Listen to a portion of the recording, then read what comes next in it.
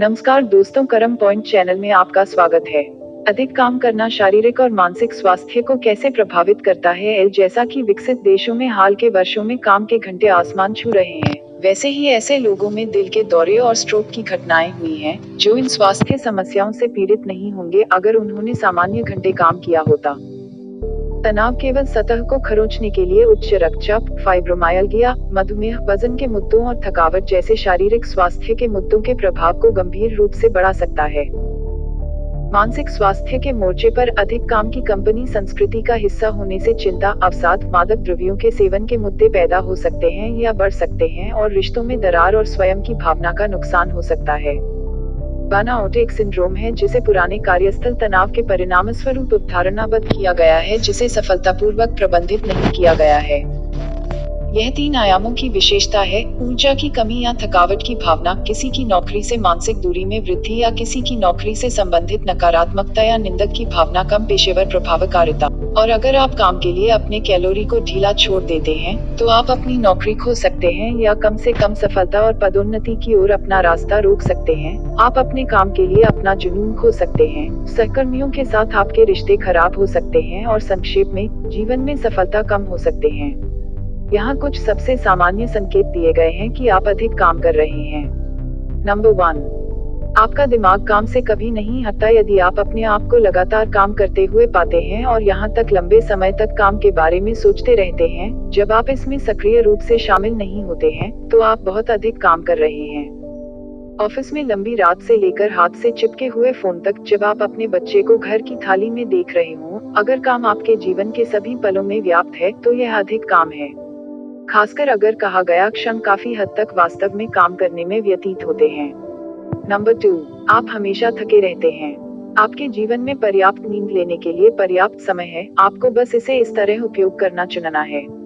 लेकिन अगर आप नियमित रूप से थके हुए हैं और आपके लंबे काम के घंटे दोषी हैं, तो आपको बस आराम के लिए अधिक समय देना चाहिए। आप अंततः अधिक उत्पादक होंगे और अधिक काम करेंगे। यदि आप वैसे भी बेहतर आराम कर रहे हैं, मात्रा से अधिक गुणवत्ता के बारे में सोचें और सो जाओ। नंबर 3, आप अच्छी नींद नहीं ले सकते। एक क्रूर विडंबना में, जब आप किसी से टकराते हैं, तब भी अधिक काम करने से नींद खराब हो सकती है। स्वस्थ नींद की आदतों में खुद को ढलने में कई दिन या कई सप्ताह भी लग सकते हैं, लेकिन आपको उनमें अवश्य शामिल होना चाहिए।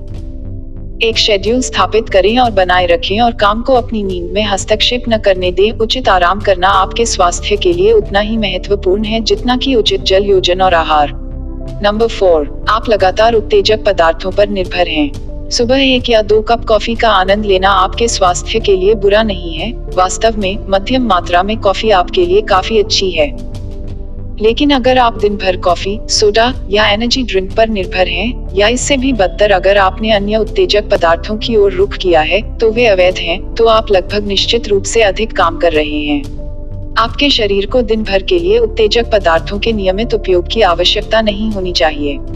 अगर आपको यह वीडियो अच्छा लगा हो तो थम्स अप करें, अपने दोस्तों के साथ शेयर करें ताकि हम उन्हें इसी तरह के और वीडियो के लिए बनाते रहें। सब्सक्राइब करें, बटन दबाएं और नोटिफिकेशंस पर क्लिक करना याद रखें। नंबर 5, आपका वजन ऊपर, नीचे या उतार चढ़ाव होता है। कुछ लोगों के लिए अधिक काम करने का एक लक्षण वजन बढ़ना हो सकता है, क्योंकि वे स्वस्थ भोजन करने में विफल होते हैं और व्यायाम के लिए समय नहीं निकाल पाते हैं। अन्य लोग जो बहुत अधिक काम कर रहे हैं, उनका वजन कम हो सकता है क्योंकि उनके पास उचित भोजन करने के लिए पर्याप्त समय नहीं होता है।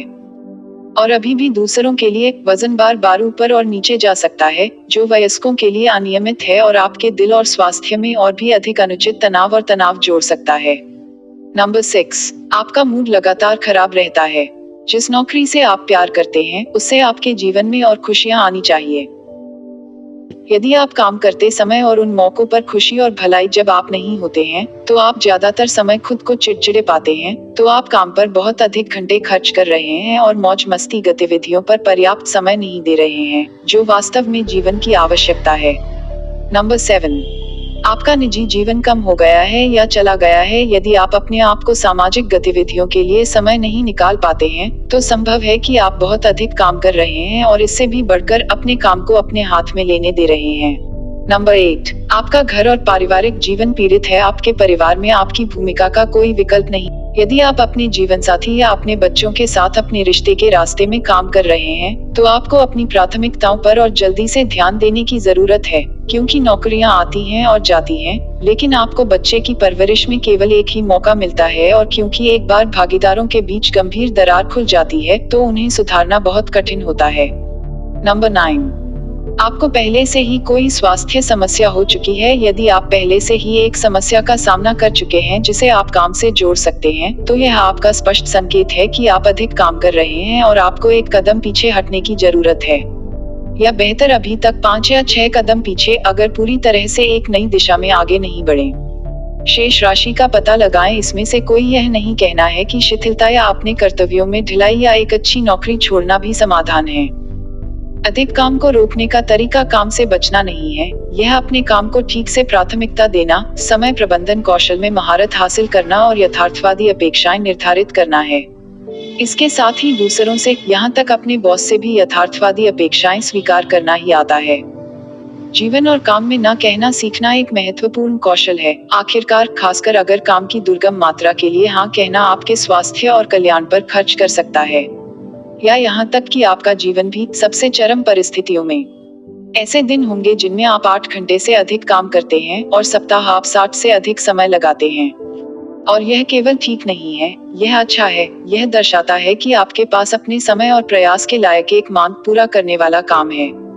लेकिन अपने काम को अपना सारा समय न भरने दे, क्योंकि आपके स्वास्थ्य और कल्याण की मांगों और आपकी खुशी को जीवन की बड़ी तस्वीर में सबसे पहले आना है। इसके अलावा हमारे अन्य वीडियो भी देखना सुनिश्चित करें। देखने के लिए धन्यवाद।